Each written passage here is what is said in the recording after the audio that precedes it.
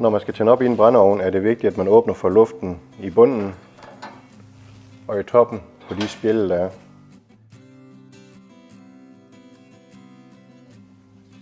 Så har man nogle aviser, som man krøller.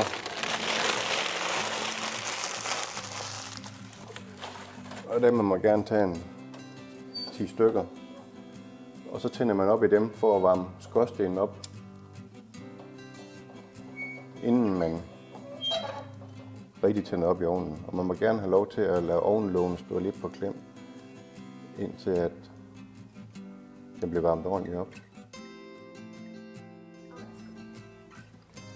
Nu har jeg krøllet nogle aviser og sat nogle pinde op i pyramideform. Og de pinde vi bruger, det er nogle vi har købt, som er tørre og fine. Man skal ikke tage de pinde man finder på stranden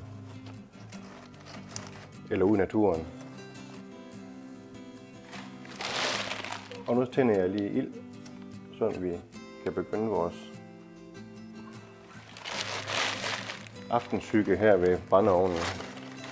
Og altid godt med aviser, det giver en god træk op i skorstenen. Og vi lukker heller ikke helt til her. Det er vigtigt, at ilden den får godt fat i pinden. Nu har ilden godt fat i optændingspinden, og så er man klar til at lægge naturtræ på, eller det man også kan købe i Brugsen eller i butikkerne, optændingsblokke. Så nu kan man lægge dem ved, og så er der hyggestemning resten af aftenen.